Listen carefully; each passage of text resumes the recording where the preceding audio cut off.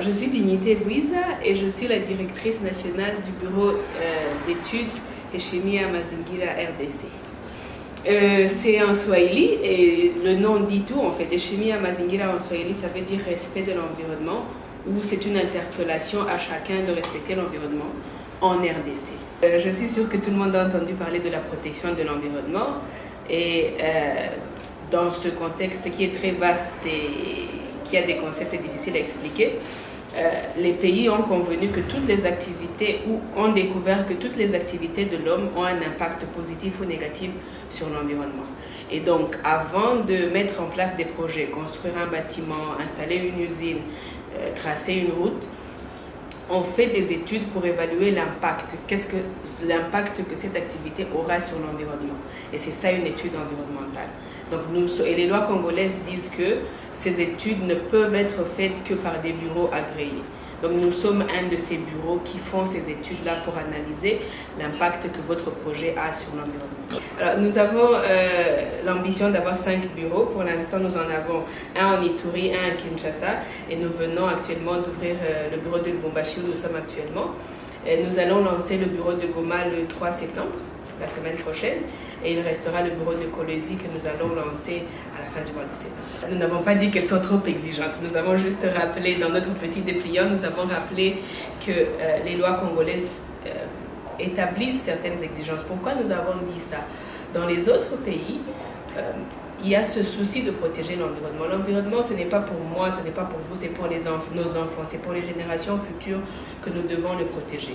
Aujourd'hui, si vous et moi nous sommes ici, c'est parce que nos ancêtres, nos pères, nos grands-pères ont préservé notre ville de Lubumbashi, le pays de la RDC et le monde.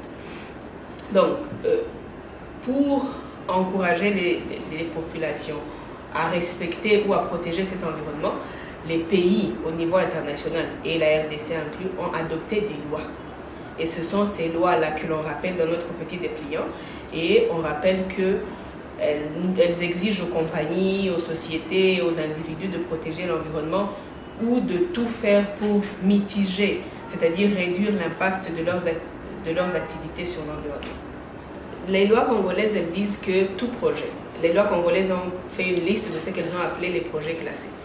Elles ont dit par exemple les dépôts de ciment, les hôpitaux, ce ne sont que quelques exemples parmi tant d'autres. Elles ont dit voilà, ce genre d'activité, avant de les commencer, avant d'ouvrir une station d'essence ou toute autre installation classée, il faut faire une étude pour que cette étude dise voilà, pour construire ce bâtiment de 20 étages, pour installer une station d'essence, l'environnement aura il y aura ABCD comme impact sur l'environnement. Et donc pour mitiger ou diminuer cet impact, vous devez faire ceci, cela. Je donne un exemple concret. Vous voulez construire une maison de 20 étages, d'accord? Pour la construire, vous avez un grand chantier, vous devez couper 10, 20, 50 arbres. C'est bien de construire un étage, c'est bon pour le développement de la ville. Mais à un moment donné, nous avons aussi besoin d'arbres pour tout ce qu'ils font pour l'environnement. Je ne veux pas aller dans les détails techniques. Donc, l'étude d'impact environnemental, c'est un petit exemple, ça ne se limite pas là. Elle va dire, ok, pour votre bâtiment de 20 étages, vous allez couper 50 arbres, mais quand vous aurez fini, replantez au moins 30. Vous comprenez? Et c'est pour mitiger, pour diminuer l'impact que votre projet aura eu sur l'environnement.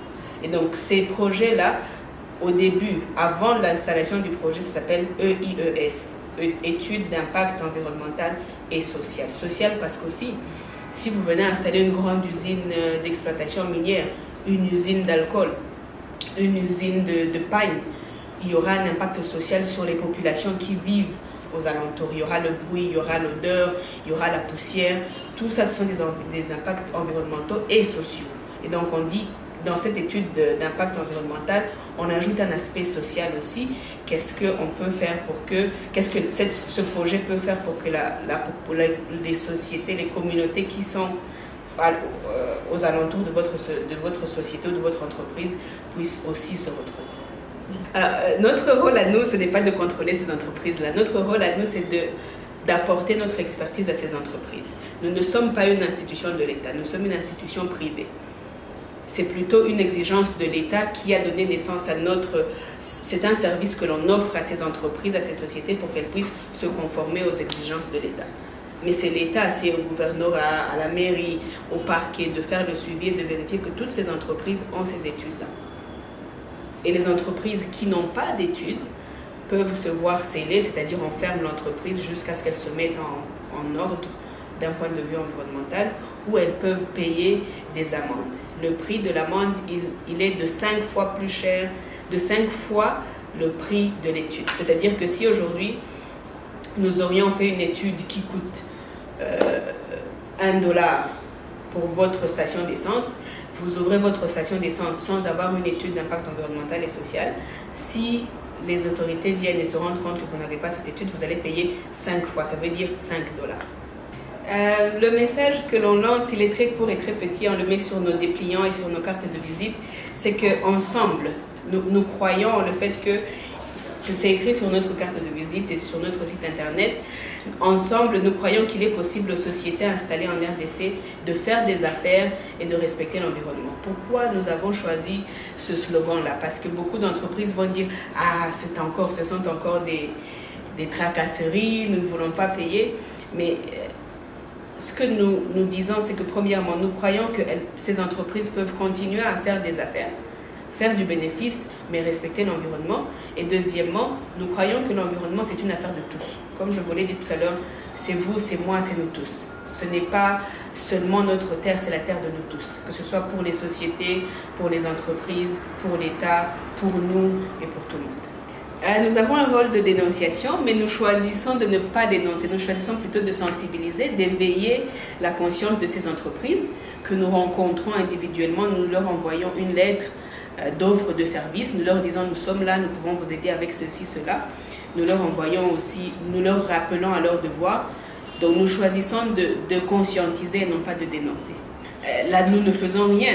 Nous en appellerons, ce sont les autorités provinciales et nationales qui doivent voir ce qui doit être fait. Et nous sommes disponibles et disposés à leur apporter notre expertise et des conseils pratiques sur ce qui peut être fait pour que, ensemble, nous puissions respecter ces lois environnementales-là.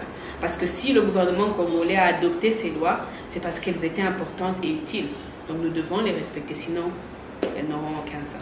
Je suis avocate avant tout et je crois, avec tant d'autres, que les lois sont belles, mais il faut les mettre en application. Donc, je préfère et je choisis de ne pas seulement blâmer celui qui ne respecte pas ces lois-là, c'est-à-dire les entreprises ou les individus. Mais je me dis aussi que les responsabilités sont partagées. D'un côté, les autorités, d'un côté, il faut que le gouvernement, les autorités, le système judiciaire mettent tout en place pour que ces lois puissent, en anglais on dit enforce, pour mettre en application ces lois-là. Et ces entreprises aussi, ces individus, ces particuliers doivent aussi, parce qu'on dit nul n'est censé ignorer la loi, doivent s'informer et faire ce qu'elles peuvent dans la mesure du possible pour respecter ces lois. Alors, je dis que je m'appelle Dignité Bouiza et que je suis la directrice nationale de Eshimia Mazingira. Dans les 5 bureaux, on a un chef de bureau, on a un assistant, on a un chargé de marketing.